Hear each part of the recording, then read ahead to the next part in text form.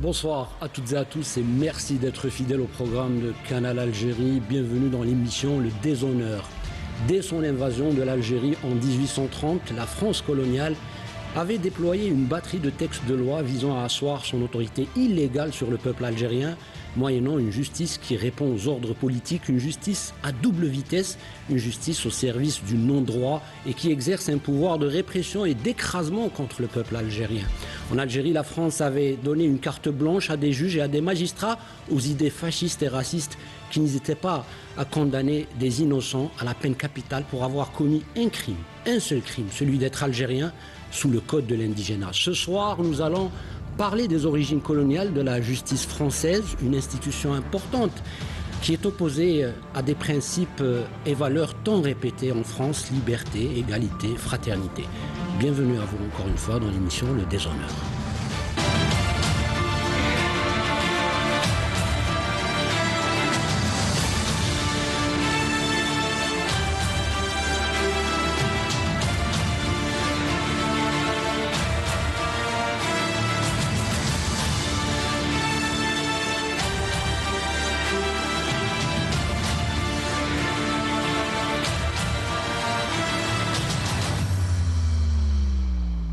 Et ce soir, j'ai le plaisir d'accueillir sur le plateau de l'émission Le Déshonneur Maître Fatem Zohra Boumbaraham. Vous êtes avocate et spécialisée dans le droit de l'histoire. Bienvenue à vous et merci d'avoir accepté notre invitation. Merci. Monsieur Ali Fatah Hayadi, réalisateur, scénariste, vous êtes aussi spécialisé dans l'histoire. Vous avez à votre actif plusieurs documentaires, notamment sur justement la justice française et les avocats du FLN. Bienvenue à vous. Merci. Nous sommes très heureux encore une fois d'accueillir Ammar Belkhouja.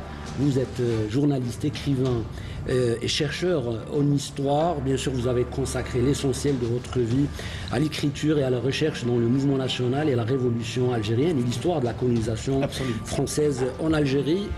Madame, messieurs, pour parler de la justice française et de son fondement, il faut revenir en arrière. Il faut chercher dans le passé sombre de cette institution. Il faut revenir au 19e siècle pour comprendre les assises et les fondements de cet appareil qui est censé rendre la justice, qui est censé veiller à la justice et à veiller au droit, bien sûr, qui est malheureusement devenu une arme redoutable pour faire pénétrer la colonisation française en Algérie, au service aussi de la colonisation française en Algérie. Sylvie Thénault, une historienne qui nous en parle, elle va parler de la justice française en Algérie, mais aussi du code de l'indigénat et de ses conséquences sur les populations algériennes. On va regarder tout de suite, bien sûr, Sylvie Thénault et on revient juste après pour en débattre avec nos invités. Approche des grandes chaleurs, les instructions concernant l'établissement des postes vigies institués par l'article 4 de la loi du 17 juillet 1874. L'idée du code de l'indigénat, c'est une sorte de code pénal spécifique aux indigènes, spécial pour les indigènes. C'est pour ça aussi qu'on dit souvent infraction spéciale à l'indigénat. Alors, on a pris l'habitude d'appeler code de l'indigénat quelque chose qui ne s'appelait pas comme ça officiellement. Je veux dire par là que si on va dans une bibliothèque, on ne peut pas trouver le code de l'indigénat comme on trouve le code civil, le code pénal. Mais l'expression a été utilisée par les contemporains de l'époque. Donc, code de l'indigénat, les juristes disent de façon plus correcte, puisqu'il n'y a pas de code en soi officiellement, le régime spécial de l'indigénat. Le régime spécial de l'indigénat, ce sont des mesures punitives que seuls les indigènes peuvent subir. Et donc ça définit leur statut, ils sont soumis à ce code-là et personne d'autre. Et ce régime comprend des mesures qui en fait résultent de la façon dont le pays a été conquis et administré jusque dans les années 1870-1880. C'est-à-dire que les mesures qui composent le régime pénal de l'indigénat, ce sont en fait des pratiques qu'ont eues les militaires, qui sont nées des pratiques des militaires quand ils ont conquis le pays, ou bien dans les bureaux arabes qui ont été la première forme de l'administration en Algérie. Alors, c'est très compliqué le processus d'émergence de ces mesures parce qu'elles sont nées du terrain. Elles ont parfois été légalisées après coup, mais pas toujours. Parfois, il y a des pratiques punitives, en fait, quand on cherche le fondement légal, on ne le trouve pas. Mais globalement, en 1880, les choses sont quand même à peu près fixées. Il y a l'internement administratif, qui consiste soit à l'assignation à résidence, soit à la détention dans un pénitencier sur décision du gouverneur général. Il y a le séquestre des biens qui a été massivement pratiqué pour opérer justement un transfert de propriété, un transfert de terre de mains algériennes à des mains coloniales. Donc on confisque des terres. Le séquestre, c'est très compliqué parce qu'en fait, ce n'est pas une confiscation totale, c'est un retrait de la propriété, mais on donne parfois le droit de racheter. Donc le propriétaire à qui on a séquestré les biens. أعوذ بالله من الشيطان الرجيم إن الصلاة كانت على المؤمنين كتابا موقوتا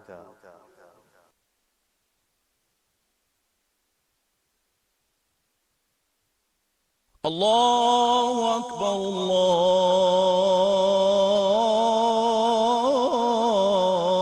الله أكبر أشهد أن لا إله إلا الله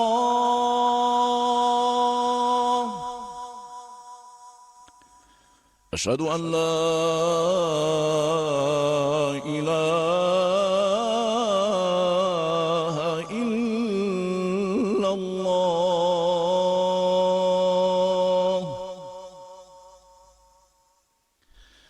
أشهد أن محمدًا رسول الله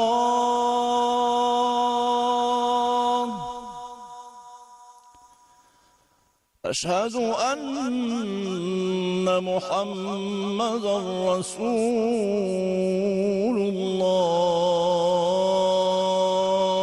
الله حي على الصلاة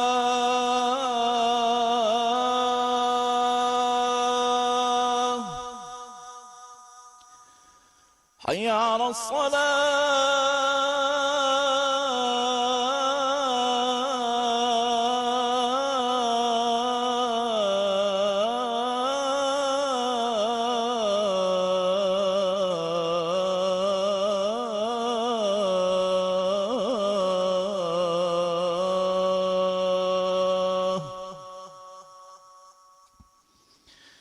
حي على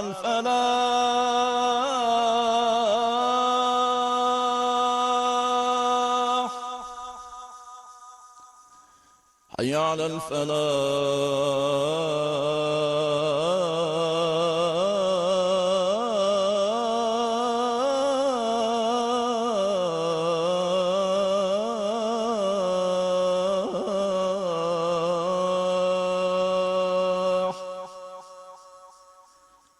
الله أكبر الله أكبر لا إله إلا الله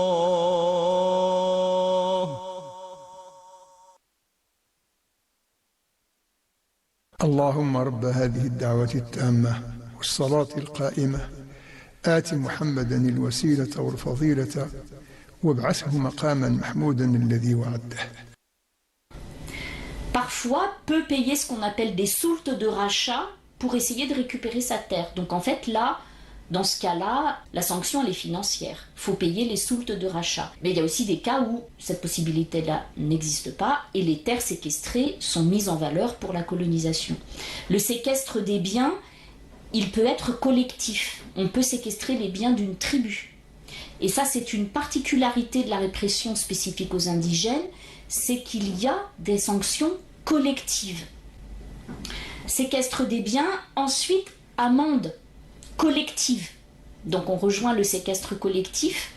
Donc on va punir, par exemple dans les années 80-90, les incendies de forêt sont punis par des amendes collectives qu'on va infliger à un douar, par exemple, parce que de façon absolument ordinaire, quand on impose un code forestier à des populations rurales dont ça détruit complètement le rapport à la forêt et les usages, il y a des actes criminels qui se produisent. Il y a aussi des gestes du quotidien qui deviennent des crimes ou des délits alors qu'ils ne l'étaient pas auparavant. Et donc dans tout ça, on a toujours ces classiques des incendies qui sont déclenchés, qui se propagent. Donc les amendes collectives sont beaucoup utilisées pour punir les incendies de forêt. L'application d'un code forestier très restrictif a des conséquences sur l'habitat parce qu'on utilise le bois pour se loger, enfin pour se construire des habitations.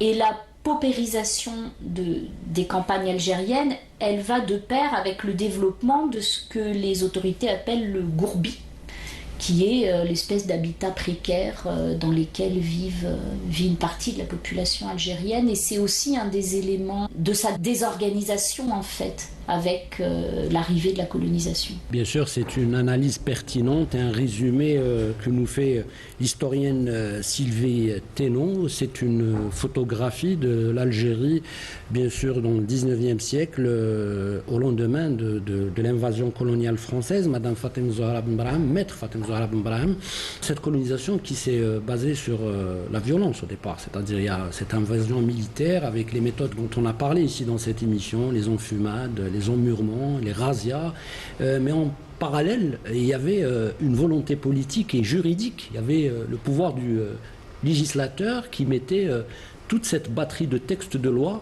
en fin de compte, pour complètement écraser et faire resserrer les Algériens, parce qu'on termine avec une image bouleversante qu'on vient de voir, celle des Algériens habitant un gourbi avec des vêtements complètement déchirés, amaigris effectivement, et certainement très très malades, Madame Fatem Zahra. Oui, tout à fait. Cette image est très représentative, parce que d'un pays riche et prospère, on arrive en quelques années simplement à appauvrir un peuple, donc à le faire rentrer dans une paupérisation totale pour mieux le maîtriser.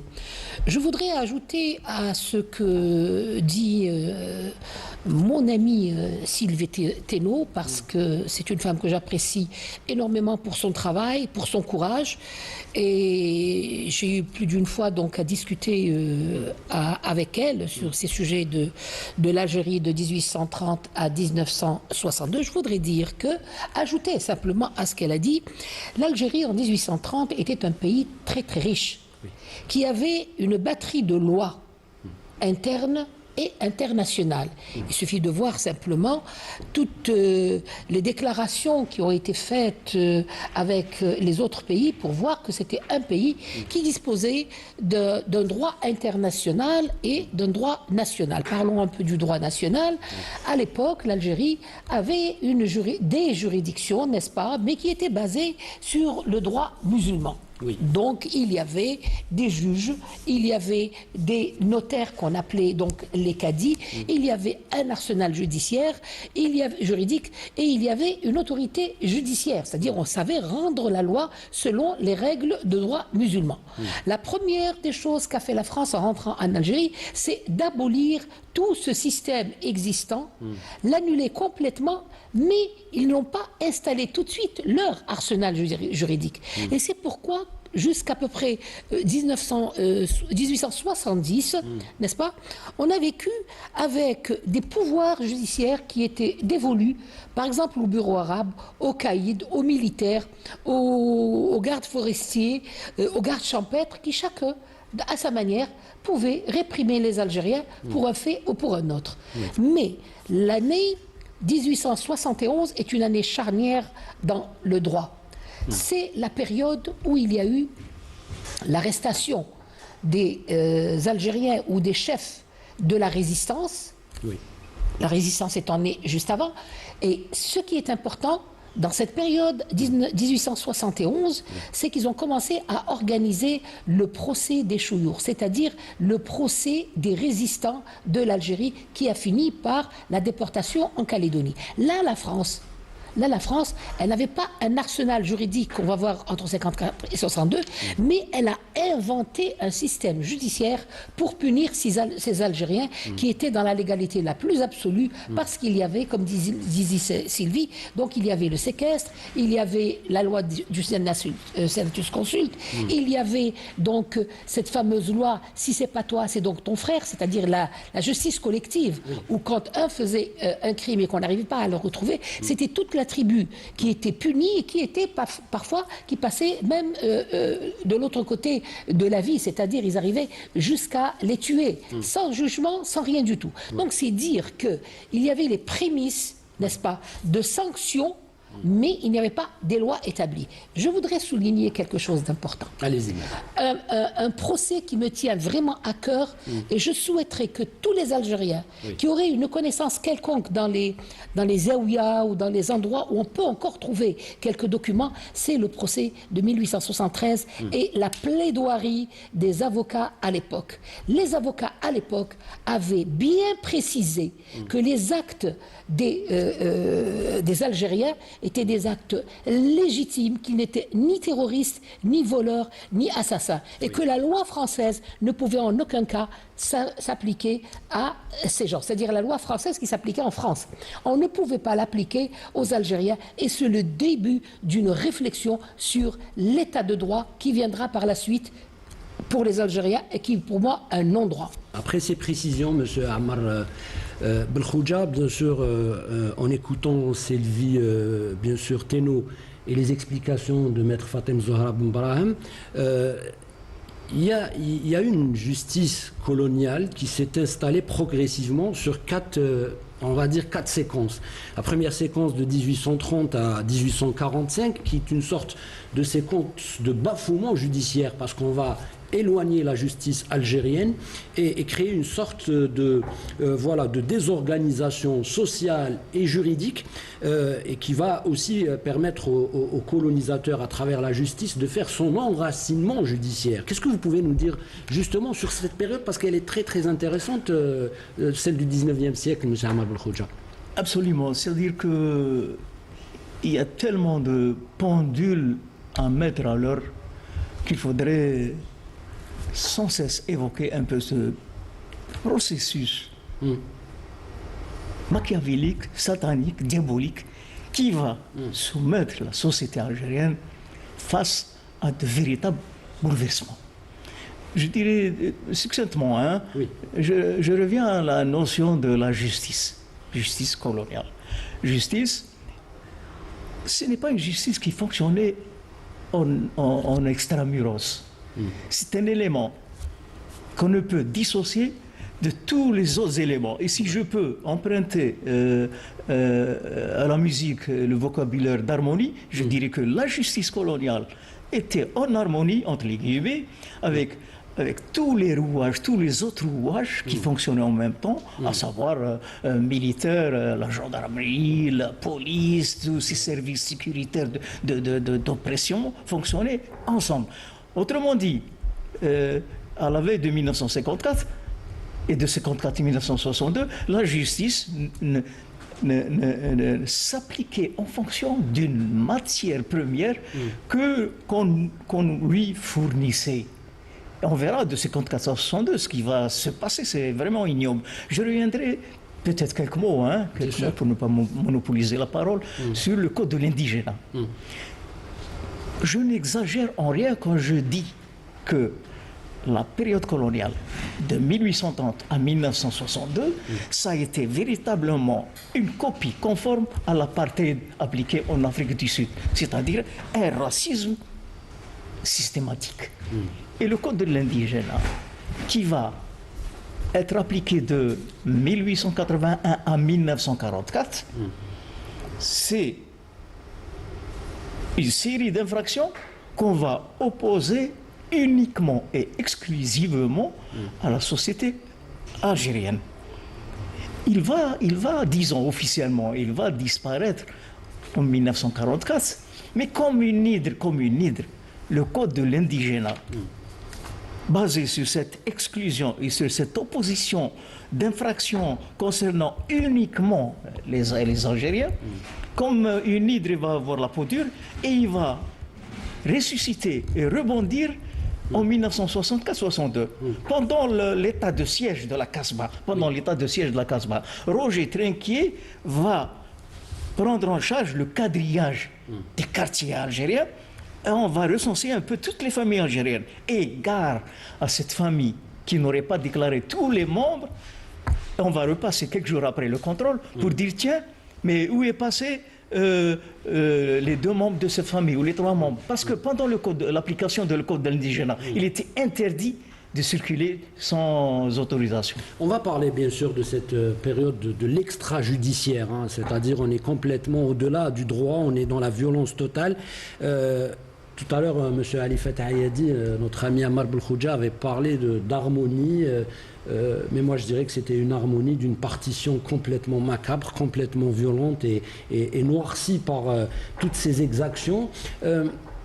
Je reviens sur un point très très important que Maître Fatem Zahra Ben Brahim avait évoqué et que peut-être vous, en interviewant les personnalités ou des personnalités comme Nicole Dreyfus, comme Jacques Vergès, comme Savrian, comme Roland Dumas, c'est un collectif d'avocats bien sûr qui connaissent très très bien l'histoire violente de la colonisation. Il y a une séquence très importante, celle des crânes, parce que quand non seulement on pratique l'injustice, quand on condamne des innocents, pire encore, on les exécute et on les décapite et ces crânes sont exportés en métropole. Ça veut dire qu'il y avait quelque chose de régie, ça veut dire qu'il y avait une batterie de lois, il y avait un législateur qui permettait ce crime à ciel ouvert. Écoutez, moi je vais vous dire, je vais revenir sur ce qu'a dit Sylvie Thénault. Sylvie Thénault, que nous allons retrouver dans mon documentaire La justice coloniale et les avocats du FLN. Je voudrais, moi, mon rôle, quel est mon rôle? Mon rôle, c'est de mettre des concepts en images. C'est-à-dire que tout ce qu'elle a dit, tout ce que Maître Ben Brahim a dit, etc., moi, tu les retrouveras, comme tu le sais, dans mes documentaires. Et ça, c'est mon travail. Par rapport à l'histoire, c'est-à-dire, quand on parle de code de l'Inde, il faut retenir des points. Ces points-là, tels que le Senatus consulte, tels que le Code de l'indigénat, mais pour moi, en tant que chercheur en histoire et en tant que cinéaste, je fais en sorte de montrer aux gens, aux téléspectateurs, tout cette armada, je dirais, avec des images et avec un texte qui va avec. Donc, ça c'est pour la première partie. En ce qui concerne la deuxième partie, qui est donc ces avocats, la justice coloniale et les avocats du FLN, mais ce qu'il faut retenir, c'est que d'abord, il y a eu donc la formation de ce collectif d'avocats, et ce collectif d'avocats du FLN a été organisé grâce et sous la direction de Morad Oussedeq. Et donc, les gens qui faisaient partie, à part Gisèle Halimi, qui a défendu Boupacha, Jamila Boupacha, elle n'a pas fait partie du collectif des avocats. Par contre, Roland Dumas, Zavrian, Jacques Vergès, tous ces gens-là ont fait Courage, Maître Smacha, etc. À partir c'est-à-dire avant le déclenchement de 1954 et de 54 à 62. Ces gens-là ont pris sur eux la cause algérienne, parce que la cause algérienne était juste. Donc ces gens ont choisi. Moi, je les appelle les justes. Et dans mon travail, il y a un double objectif. Informer.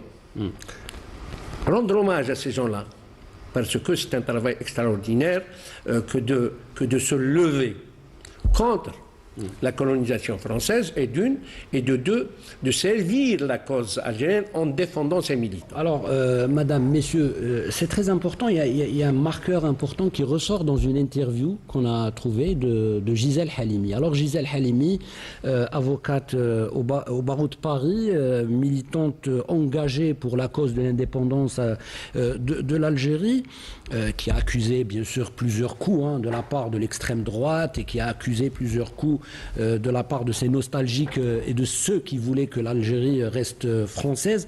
Bien sûr, elle explique dans cette interview son étonnement, voire son choc, quand elle avait accédé justement à l'université de droit, en disant que dans les campus français, l'idée fasciste, raciste et xénophobe avait tellement pilulé qu'elle avait gangréné pratiquement tout le campus, madame, messieurs, et que ça lui faisait peur parce que finalement, ceux qui étaient étudiants à l'époque allaient forcément devenir les magistrats de demain, allaient devenir les juges de demain. Donc on va écouter, et tout tire son origine, bien sûr, de cette justice qui a pratiqué l'injustice, si vous voulez, pour faire un jeu de mots, en Algérie. On regarde et on écoute Gisèle Halimi, on revient pour en parler avec Maître Fatem Zahra Benbarak.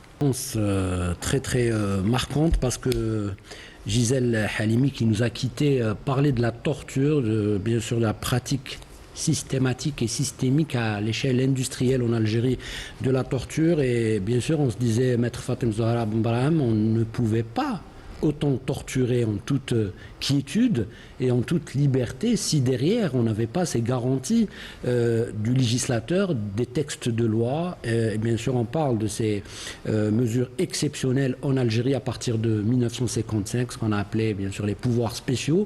Et puis aussi, si vous voulez, on peut aussi débriefer autour, j'allais dire, de cet échange déséquilibré, parce que Gisèle Halimi parle d'une colonisation qui a fait tant de dégâts, des millions de morts, et l'errance de tout un peuple. Et la dame parle d'un thé au Sahara, d'un thé qu'on prend avec l'indigène, parce qu'elle est dans le petit colonna, dans sa petite maison de province en Algérie, et que l'Algérien, finalement, c'est juste ce serviteur de sa propre terre, voilà, qui est condamné à faire ça. Effectivement, il y a la naissance de la ségrégation, la naissance de la différence, n'est-ce pas? Et les racines, comme je vous l'ai dit tout à l'heure, remontent à 1830, mais elles ont évolué sous certaines formes. Je voudrais revenir, puisque nous parlons des avocats, je voudrais dire que il y a toujours eu des avocats volontaires pour la cause algérienne. Et des Algériens, des Anglais et des Français. Je voudrais revenir à 1926, qui voit la naissance du nationalisme en Algérie et la première fois la notion d'indépendance, d'où l'indépendantiste Messali El-Hadj. Eh bien, Messali El-Hadj a fait plusieurs fois donc les juridictions, condamnées à des dizaines d'années de travaux forcés, etc. Et il a eu des avocats algériens à ses côtés et des avocats français. Cela veut dire que lorsqu'on est avocat, on est animé par un besoin d'équité, un besoin de justice, une noblesse dans l'âme, un souci de préserver les libertés individuelles. Donc c'est toute la noblesse qui réside dans l'avocat. Et c'est pourquoi les avocats français et algériens ont joué un grand rôle malgré les sévices qui eux-mêmes ont été persécutés. Certains ont été tués. On rappellera Maître Tuvni, on rappellera Maître Popi, Maître Garrigue, pour ne parler que des Français. Maître Garrigue également, qui ont été tués pour avoir défendu les Algériens contre le système colonial et contre l'injustice. Et ils ont plaidé devant les tribunaux en prouvant par A plus B que le système colonial judiciaire était faux. Il était très très proche de l'apartheid, et que lorsqu'on parle d'un État de valeur, de grande valeur, comme se présentait la France, eh bien il était en porte-à-faux avec lui-même. Il faut remarquer aussi que 1926 a été le début des revendications politiques, mais sans violence de la part des Algériens. Et cela a continué jusqu'en 1954, parce que 1954 a été une année charnière. C'est là où on a commencé à parler de la guerre d'Algérie. Donc pour la première fois, on va légaliser le mot guerre d'Algérie. Contre quoi? Contre guerre d'indépendance. Or, c'est faux. Les Français peuvent parler d'une guerre contre les Algériens, donc une guerre coloniale. Voici l'explication linguistique la plus juste. Nous, on parle de quoi? On parle d'une révolution populaire algérienne armée. C'est pour faire la différence que nous sommes avec un système colonial très fort, une 4e puissance mondiale, et un peuple qui se défend avec les moyens qu'il a. Et les moyens qu'il peut récupérer quand il y a des embuscades, etc., sur les militaires. Et là intervient un point de droit extrêmement important, et il faudrait qu'on en parle aujourd'hui. Il faudrait qu'on en parle, et il faut absolument mettre les choses au clair. 1954, 1962, c'est deux politiques qui s'affrontent, deux idéologies qui s'affrontent sur le même terrain. Donc, c'est deux positions tout à fait différentes. L'un voudrait survivre dans l'Algérie et l'autre voudrait vivre dans son pays. Et c'est à ce moment-là que le véritable arsenal juridique va commencer à s'édifier petit à petit. Nous avons plusieurs textes. Je ne sais pas si vous voulez qu'on en parle maintenant ou si peut-être je vais laisser mes camarades évoluer. N'oublions pas que nous serons à la croisière de deux chemins, de deux républiques, entre la 4e et la 5e. C'est là que va intervenir tout un arsenal juridique qui va jusqu'à légaliser ou permettre la torture qui va devenir une institution tout à fait normal. On reviendra sur ça tout à l'heure. Oui, monsieur Ammar Belkhodja, parce que juste parce que, bien évidemment, j'allais dire peut-être le marqueur temps que Maître Fatem Zahra Boubarham avait imposé, bien sûr, tout de suite, c'est, on va parler un petit peu de 1957, parce qu'elle parle de 1954. Bien sûr, la France, avec les pouvoirs spéciaux, avait légalisé les camps de regroupement. C'est une partie très très importante. Là, on avait plus de 3 millions d'Algériens qui étaient dans des camps de regroupement et on avait enregistré beaucoup de décès. Justice militaire de traduction directe, c'est-à-dire sans instruction. Le pouvoir de police administrative, bien évidemment, et judiciaire. Et la France avait tout simplement, à ce moment-là, bafoué toutes les règles et les déclarations universelles des droits de l'homme de 1948. La France, souvent, qui se targue de respecter et d'être le pays de droits de l'homme. Il y a tellement de choses à dire que je crains que le temps nous rattrape et le temps qui est imparti. On n'a pas le temps de tout dire. Je reviens avec une mention spéciale pour viser la Libye. Oui. Son nom est lié à Jamil Abou Pacha.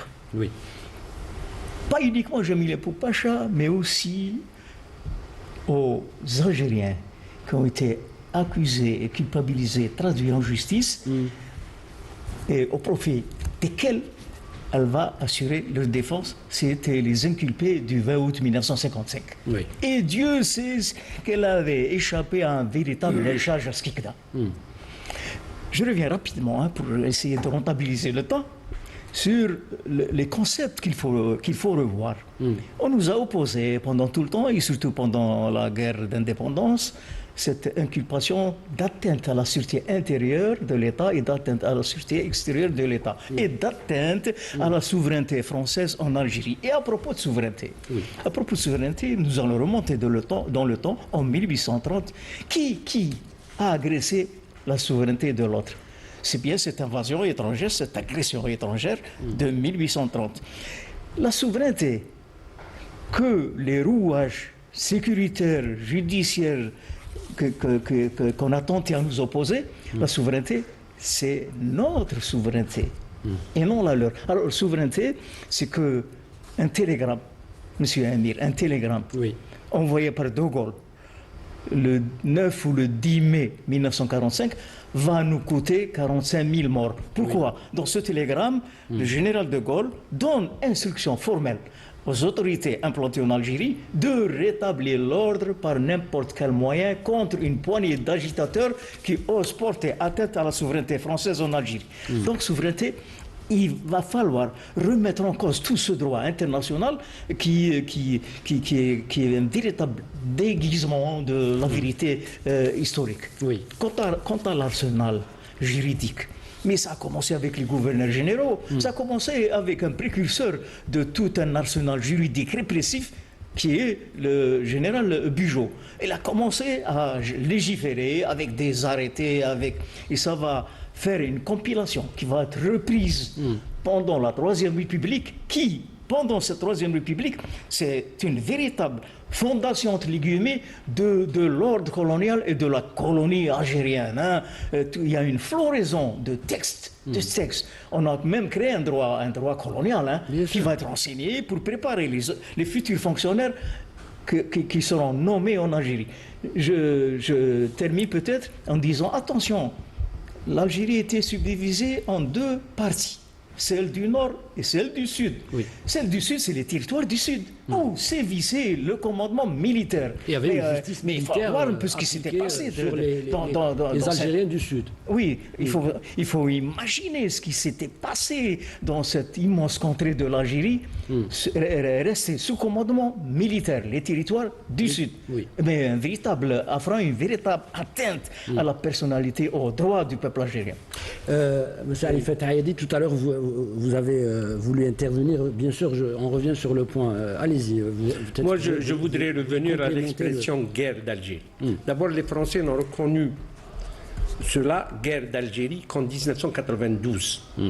Avant, c'était les événements d'Algérie, parce que pour eux, l'Algérie était française. Et il y avait ces trois départements français, Alger, Oran et Constantine. Ça, d'une part. D'autre part, quand les pouvoirs spéciaux qui sont passés donc du civil aux militaires, c'était en 1956. Donc on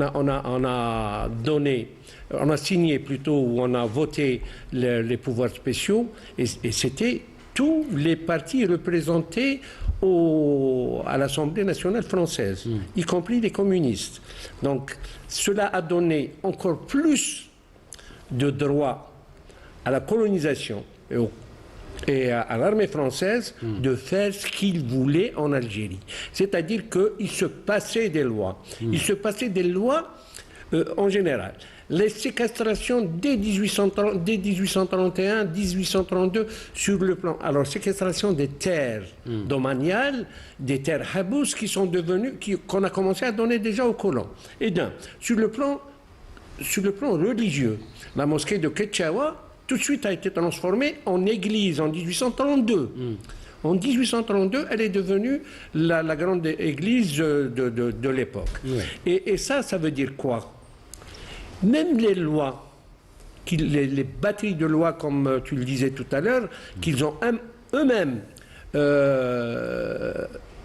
c'est-à-dire inventées ou votées, etc., ils ne les respectaient pas. Et il faut dire aussi que tous les tribunaux n'étaient pas des tribunaux civils, mais militaires. Les militants algériens étaient jugés dans des tribunaux militaires. Et ce qui est extraordinaire aussi, c'est que ces avocats-là, la justice ne les poursuivait pas, mais le tribunal militaire les donnait, par exemple, à Jacques Vergès, pendant un moment, parce qu'il défendait des militants algériens, on lui disait « tu es interdit pas d'exercer, mais de défendre des Algériens pendant tant de temps, et ainsi de suite. » Oui, par rapport à Gisèle Halimi, elle le dit elle-même qu'elle a été arrêtée, et puis elle a été même condamnée à mort, bien évidemment après par l'OAS. Ce sont des séquences importantes, et il y avait une accélération, justement, madame, messieurs, chers téléspectateurs, à partir de ces pouvoirs spéciaux, parce qu'on a beaucoup d'affaires, beaucoup de personnalités qui s'invitent actuellement même dans l'actualité des deux pays. On parle bien sûr de l'affaire de l'Habib Ben Mhidi, qui a été assassiné le 4 mars 1957. Ali Boumengel, l'avocat, qu'on a maquillé bien sûr son assassinat par un suicide, qui a été assassiné le 23 mars 1957. On parle bien sûr de la torture de Maurice Audin et de son assassinat et de sa disparition. Henri Alleg, bien sûr, on a subi la torture, comme des milliers d'Algériens. On a le premier, enfin on a Zabana, le 19 juin 1956, qui est guillotiné avec Abdelkader Farraj. Ali Maachi, on en parlera, l'enfant de Tiaret, l'artiste qui fut enlevé et puis pendu est décapité avec des compagnons et sa tête a été, ses têtes ont été exposées en plein centre-ville de la ville de Tiaret. Tout de suite, on a pris un exemple dans cette émission, celui de Fernand Yveton. Pourquoi Madame Fatem Zahra Ben Brahim? Parce que Fernand Yveton, c'est un échantillon de ces Algériens innocents qui n'ont rien fait, c'est-à-dire que les textes de loi normalement ne promulguent pas ou ne prévoient pas la guillotine, ne prévoit pas l'exécution par rapport à quelque chose qu'il n'a pas fait, c'est-à-dire que la bombe n'a même pas explosé et puis il n'y a eu aucun blessé, aucun mort. On va regarder juste cette vidéo avec nos chers téléspectateurs et on revient pour en parler avec vous, Maître Fatem Zahra Ben Brahim, sur l'affaire Fernand Yveton, le martyr de la liberté. Il n'a tué ni blessé personne. Pourtant, Fernand Yveton fut le seul Européen guillotiné pendant la guerre d'Algérie. Ils se sont embrassés, les 3 condamnés, et il a dit « Je vais mourir, mais l'Algérie sera indépendante ». Ouvrier chez Gaz d'Algérie, il est délégué syndical et milite au Parti communiste. Pied noir et fervent anticolonialiste, il rejoint le Front de libération nationale, le FLN. Il accepte de passer à l'action à la seule condition que personne ne soit blessé. Le 14 novembre 1956, il place une bombe dans un local de son usine. Le minuteur est réglé sur 19h30, soit bien après le départ des derniers ouvriers. Mais Yveton est vu par un contremaître qui le dénonce à la police. La bombe est désamorcée, Fernand est arrêté et interrogé au poste. Il est torturé pendant 3 jours, électrocuté, gavé d'eau. En cette période de guerre, la justice est expéditive et les autorités veulent faire un exemple. Une procédure spéciale avait été instituée, qui à ma connaissance n'avait pas encore été mise en application. C'était la notion de crime flagrant. Appliquant cette notion de crime flagrant, Yveton, qui avait été arrêté le 14 novembre, va être déféré devant le tribunal militaire la semaine suivante. Au tribunal, le militant adopte une défense politique. Il reconnaît les faits, mais condamne les attentats sur les lieux publics dès lors qu'ils font des blessés. J'ai obéi aux ordres du parti. Face au déchaînement médiatique ciblant l'ouvrier accusé, le Parti communiste prend ses distances pour ne pas être associé à son acte. Yveton est condamné à mort pour tentative de destruction d'édifices à l'aide d'explosifs. En détention, il ne regrette rien et écrit à son épouse Hélène. Il raconte rêver d'une Algérie débarrassée du colonialisme où Algériens et Européens vivraient égaux. Yveton nous a embrassés. Je suis resté debout jusqu'au moment où on a entendu à 3 reprises distinctes la couperet qui tombait. Ça fait un bruit que vous n'oublierez plus jamais. Albert Smadja est arrêté 2 jours après l'exécution. Il est détenu durant 2 ans avec d'autres confrères pour avoir défendu un membre du FLN. La veuve de Fernand Yveton est licenciée et retourne vivre en France. Et oui, donc Fernand Yveton exécuté le 11 février 1957. Bien sûr, le défunt était dans la prison de Barberousse. Il était avec dans la même prison que Anis Tener qui disait le matin, ils ont osé vous assassiner, Fernand, parce qu'elle était complètement choquée de cette décision judiciaire complètement hors droit. Robles avait écrit, bien sûr, dans le temps moderne ou dans les temps modernes, plaidoyer pour un rebelle en 1960. Et Boudjedra évoque le désordre des choses en 1990, Fawda al-Ashya, et il fait bien sûr parler Fernand Yveton, ce martyr de la nation. Et bien sûr, c'est à vous, Maître Fatem Zahra Ben Brahim, justement sur ce cas qui nous renseigne sur cette justice complètement devenue folle, qui ne répondait plus aux valeurs que vous avez citées tout à l'heure, c'est-à-dire la valeur de la protection des personnes et de faire régner le droit. Oui, effectivement, là on parle... C'est une honte, en fin de compte, pour la justice française, l'histoire de la justice française. Toutes les condamnations à mort et les exécutions sont une honte pour le système judiciaire français. Mais c'est dommage, cette émission, il y a tellement de choses pour arriver du passage à 1954 avec la déclaration du 1er novembre et les intentions du FLN, jusqu'en 62, les Français pensaient rester éternellement et donc par ces mesures répressives, montrer au peuple qu'il agissait par la manière forte pour qu'il soit maintenu dans le carcan donc, du système colonial. Et de l'autre côté, les Algériens qui continuaient à aller de l'avant et braver le système colonial français par des actions très fortes comme celle-ci. Yvetot a été le 3e condamné à mort après Zabana le 19 juin 56 et Abdelkader Farraj le même jour. Et un jour, on va expliquer point par point le scandale de cette situation, parce que c'est un fait qui doit rester dans le dos de la France et du système colonial français et de Mitterrand et de René Coty, président de la République française. C'est vrai que Yvetot était un élément du FLN. Nul ne peut le contester. Il a reçu ordre de mettre une bombe à l'EGA, l'ex-EGA, n'est-ce pas? Il a fait en prenant ses précautions, toutes ses précautions, parce que il savait parfaitement qu'il n'y avait plus personne. Et donc, s'il y avait des gars, c'était sur les murs et non sur les personnes.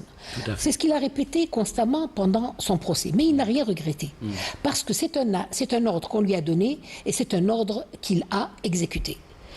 Il a été guillotiné, c'était la 3e personne guillotinée à Barberousse.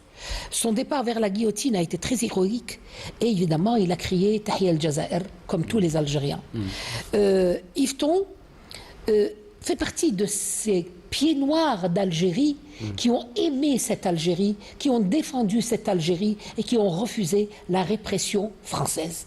Je voudrais vous donner quelque chose en extra.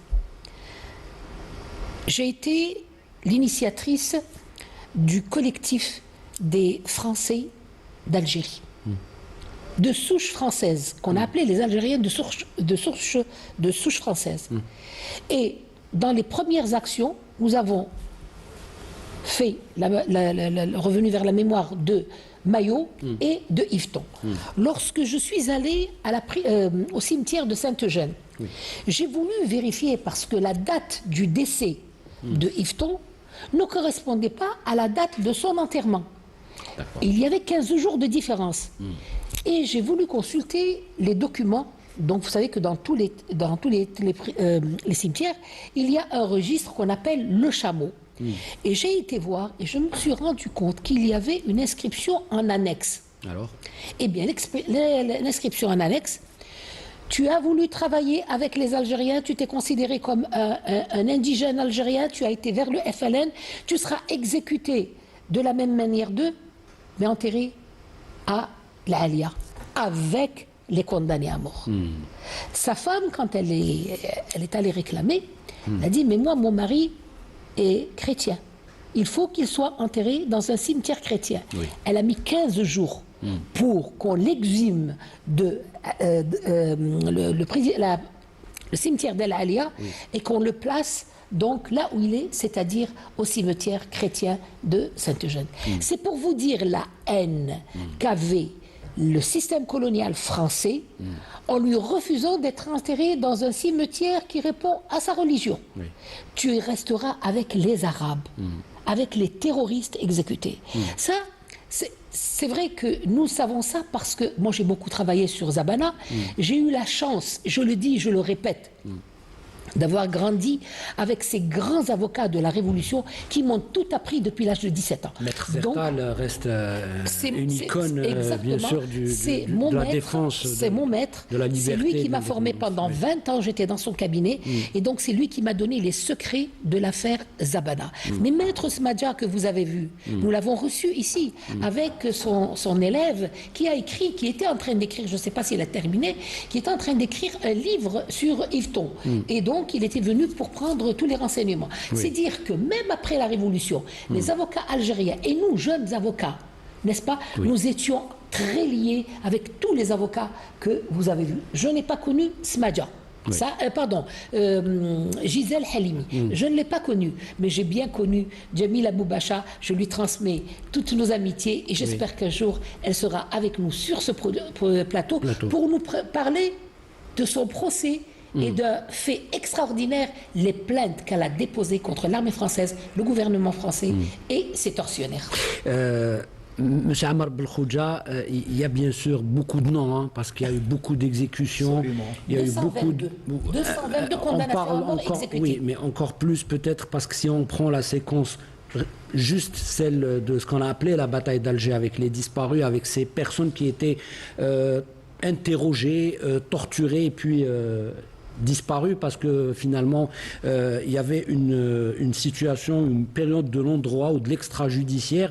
En tout cas, il y a le nom aussi de Abderrahmane Taleb Abderrahmane qui est un cas à qui vous donnez beaucoup d'importance parce que vous me dites qu'il y a quelque chose de particulier dans l'histoire il y a quelque chose de particulier dans l'histoire de ce jeune homme Taleb Abderrahmane, militant. Oui, 54-62, c'est comme le 1er novembre 54-62, les Algériens ont décidé de prendre les armes et de ne plus les déposer jusqu'à l'indépendance et le recouvrement de la souveraineté de ce pays-là. Oui. Mais 1954, 1er novembre, c'est aussi la mise en mouvement de tous les appareils répressifs. Oui. Alors, les déportations, les peines capitales, les camps de concentration, c'est que le système colonial, le régime colonialiste, voulait coûte que coûte. Et les colons voulaient des têtes. Oui. Les ultras, les pieds noirs, voulaient un Européen, un exemple, il fallait. Et l'exemple leur a été donné par Robert Lacoste. Le pied noir, Par Robert Lacoste. Précédé par un autre fasciste notoire qui est Jacques Soustel, qui lui a réprimé l'offensive du 20 août 1955. Les colons réclamaient des têtes. Eh ben oui, on va mettre en action la guillotine et qui commencera par la décapitation de Hamida Zabana. Chez nous, les musulmans, parce qu'ils ont quand même étudié un peu notre réaction vis-à-vis de cette méthode ignoble. Nous avons horreur qu'un corps soit décapité. Oui. Dans nos usages ancestraux et dans nos valeurs musulmanes, un corps doit être respecté et enterré sans être décapité. Et la machine va tourner presque toutes les années. On faisait la queue, monsieur Amir. Les résistants algériens faisaient la queue en attendant que le premier soit décapité. On est arrivé à décapiter, au même instant, à décapiter l'un après l'autre, 5 condamnés à mort, 4 condamnés à mort, 3 condamnés à mort. C'est ignoble. Alors je reviens au cas Taleb Abderrahmane Taleb. Abderrahmane Taleb est inculpé et face à ces juges, j'ouvre une parenthèse et je fais appel aux universitaires algériens, aux jeunes universitaires algériens, filles ou garçons, de réfléchir et d'engager un travail sur les procès de la rue Cavaignac, et consigner un peu cette dignité avec laquelle se présentaient des Algériens, les résistantes algériennes et les résistants algériens face aux magistrats du tribunal militaire, comme évoqué par notre ami. Il faut préciser justement que le Cavaignac, c'était le tribunal pénal des forces armées. Oui, le titre est là. Le titre est là, c'est Amir. Les procès de la rue Cavaignac. Et tous les jours, c'est un procès qui va s'ouvrir pour condamner les Algériens. Abderrahmane Taleb, face à ces juges. C'est pour mettre un accent un peu sur cette dignité face à la souffrance, face à la douleur, face au sacrifice. Et Abderrahmane Taleb, très serein, comme le fut avant lui Hamida Zabana, qui est monté à l'échafaud avec honneur et dignité. Alors que le prêt n'est pas descendu pendant 3 fois. Absolument, jusqu'à la 3e fois. Il n'a pas été commué. Madame Bembraham l'expliquera mieux que moi.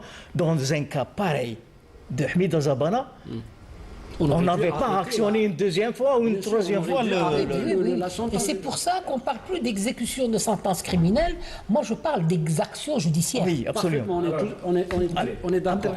Par rapport à ça, Quand moi je dis qu'il n'y a pas eu de justice coloniale, il y a eu une injustice. Parce que faisons-nous j'ai fait un travail sur ceux qui ont été jetés dans les cuves, ce que j'ai appelé les cuves de la mort, c'est-à-dire des cuves à vent. Les chasses à vin. Et ça, c'est un double crime. Pourquoi? Parce que c'est un crime. Les musulmans, ils disent, quelqu'un qui meurt sous ne va pas au paradis. Et ces gens-là, on les a lancés, mis dans des cuves à vin. Ils sont morts par asphyxie, et donc avec les odeurs des vins qui restaient dans les cuves, et ce qui fait d'eux, c'est-à-dire, bon, c'est des martyrs, parce que... Ça reste des martyrs, et ça reste des nobles qui sont morts pour la liberté de leur pays, même si on les avait jetés n'importe où. Ils n'ont pas été encore jugés. Exactement. Voilà pourquoi je dis que ce n'était pas une justice coloniale, une justice, c'était une injustice. De 1830 jusqu'à 1962. Ça démontre la barbarie. Ça rentre dans les exactions, c'est ce qu'on appelle les exactions extrajudiciaires. Comme disait Mme Fatem Zahra Ben Brahim, tous ces outils, cette batterie de lois et bien évidemment d'institutions et de personnes et de moyens pour réprimer, écraser, effacer et resserrer les Algériens. Je vous laisse continuer votre idée. Je sais que ça a été un petit peu coupé, mais on y va sur, bien sûr, votre lancée sur Taleb Abdelrahman, avant, bien sûr, de finir cette émission. Abdelrahman Taleb face au magistrat militaire à la rue Cavaignac le 26 avril 1958. Oui. Il va être condamné à la peine capitale. Mais le verdict, il le connaissait. Ouais. Il le connaissait, il avait déclaré sereinement que oui, je vais être condamné à mort, comme le furent mes frères patriotes qui m'ont précédé. Je n'ai pas peur de la mort. Je défends un idéal, je défends mon peuple, je défends mon pays. Et j'ajouterai une chose. Et c'est ça qui va déstabiliser un peu le tribunal et les pieds noirs qui assistaient et les journalistes français qui assistaient au procès. Je dirais ceci, messieurs, que la guillotine pour nous Algériens, représente ce que la croix représente pour vous dans les églises. Il a fait cette comparaison entre la guillotine et le crucifix de Sidna Issa.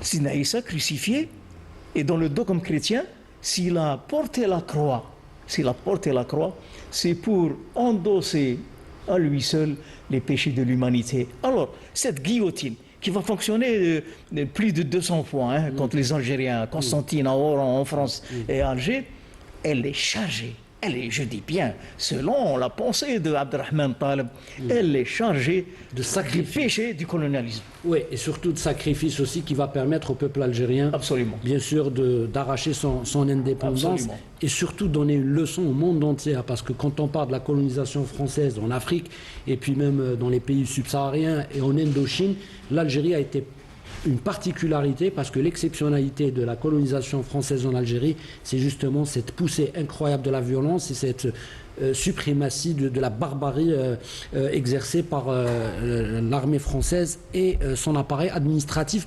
On va terminer l'émission avec cette séquence, parce qu'on a voulu prendre un extrait de votre documentaire, bien sûr, là où on va écouter Roland Dumas et maître Jacques Vergès sur leur idée sur, bien sûr, cette justice coloniale en Algérie et son étroitesse, entre parenthèses, avec ces idées fascistes, racistes et d'extrême droite. On écoute et on revient juste après. On continue de vivre jusqu'à ce jour avec l'Algérie libérée et la France colonisée par son esprit historique. On y va avec la régie. Et que le combat des Algériens était juste, était légitime, et qu'il méritait d'être aidé, et que, en revanche, l'attitude de la France, en fait, du gouvernement français de l'époque, était illégitime. C'était évidemment un combat d'arrière-garde coloniale avec tout ce que cela comporte, c'est-à-dire de privation des libertés, privation du droit de s'exprimer politiquement, le règne de la torture qui a commencé tout de suite après. Donc je me suis trouvé en face d'une situation qui exigeait de ma part une prise de position politique. Et donc je suis allé à Alger pour ces Français-là, ces avocats français de gauche, La première affaire que j'ai plaidée, c'était celle des 3 infirmières. Myriam Ben-Mioub, Safia Bazi et Fadila Mesli. Et c'est à ce moment-là que Jamila Bouhired a été arrêtée et que la zone autonome m'a désigné pour la défendre. Et donc ce procès, je pense que c'est en avril le procès des infirmières et c'est en juillet le procès de ce qu'on a appelé les poseuses de bombes. En fait, des résistantes, des femmes résistantes surtout. Et c'est le contexte est très clair, c'est l'époque où les parachutistes sont tombés sur Alger par milliers, avec des colonels qui sont connus, Château-Jaubert, Jean-Pierre, Godard, Bijard, et avec une répression féroce, avec des lieux de torture dans toutes les maisons d'Algérie. J'ai pensé à ce moment-là que plaider la cause de mes clients, et spécialement de Jamila Bouhired, devant des militaires et un juge civil qui était venu là-bas pour toutes sortes de raisons qui étaient les siennes, essayer de les convaincre, c'était un travail d'impossible. Pour les militaires, c'est un peu s'encombrer. Hein. Toute cette légalité, ça nous encombre. Toutes ces procédures, ça nous encombre. Les avocats, ça nous encombre. Les recours, les exigences de preuves, etc. Et du coup, les militaires ont trouvé un argument pour justifier leur pratique de torture et d'exécution sommaire. Je ne dis pas que c'est la raison de la pratique de la torture et de l'exécution sommaire. Ce n'est pas du tout la raison. La raison de la torture et de l'exécution sommaire, c'est que pour les militaires, c'est efficace dans cette guerre. M. Ali Fatah Ayadi, bien sûr, ce qu'on vient d'entendre et d'écouter, bien sûr, bien sûr, ce sont les propos de Roland Dumas, Maître Vergès et bien sûr Sylvie Thénault.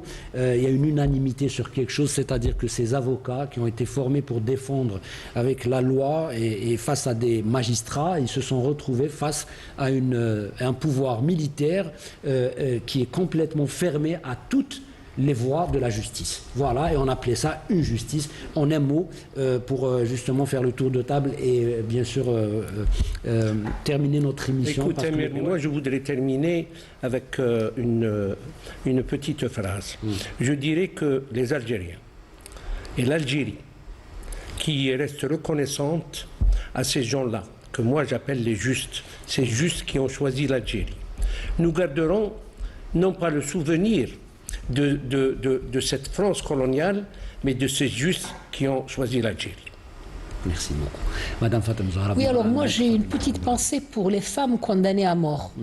1960, donc Jamila Boubacha, Jamila Bouazza et Jamila Bouhired et bien d'autres.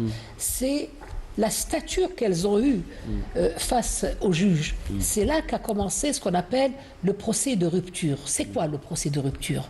Nous sommes Algériens, nous sommes chez nous, nous sommes en train de défendre nos droits, nous ne reconnaissons pas votre justice. Jugez comme vous voulez, c'était l'éclat de rire général lorsque la décision de condamnation à mort tombait dans le tribunal pénal des forces armées. Quelle leçon de dignité, de bravoure et d'honneur pour bien sûr ces Algériennes et ces Algériens face à leurs bourreaux, face à cette République qui encore une fois prétend ses valeurs, liberté, égalité, fraternité, mais finalement qui n'était pas du tout dans une mission civilisatrice, mais une mission de décomposition de la société algérienne et d'extermination. C'est le mot que je cherchais. Merci beaucoup, M. Ali Fatah Ayadi. Amar Belkhouja, un dernier mot pour clôturer bien sûr ce débat. Une pensée pour la plus jeune des condamnés à mort, Beya Hussein. Oui. Qui a affronté, comme Talba Abdelrahman, et comme toutes les femmes qui vont comparaître devant la justice coloniale, la rue Cavaignac, et qui a affronté ces magistrats en disant que si c'était à refaire, je le referai, parce que ce que vous êtes en train de faire est plus inacceptable et ignoble. Parce que nous sommes dans la cause la plus juste, Voilà, Beya Hussein, la plus jeune des condamnés à mort. Elle avait 17 ans. Merci beaucoup Ammar Belkhouja. Je rappelle que vous êtes journaliste, écrivain et chercheur en histoire. Merci pour de vous être déplacé pour ce déplacement de la villa de Tiaret jusqu'à nos studios du 21 boulevard des Martyrs. Merci encore une fois. Monsieur Ali Fatah Hayadi, merci d'avoir répondu présent. Nous vous souhaitons encore une fois beaucoup de courage dans l'élaboration de vos documentaires qui sont très utiles pour la transmission de notre histoire. Maître Fatem Zahra Ben Brahim, bien sûr, la permanente de cette émission qui nous éclaire et qui nous montre aussi ces voies de la justice et ces voies du droit et surtout qui nous parle de droit, de l'histoire. Merci d'avoir répondu présente à notre invitation. Merci à la régie du studio 1 de l'EPTV du 21 boulevard des Martyrs. La Yarham Shuhada, gloire à nos martyrs. Bonsoir et sur Canal Algérie.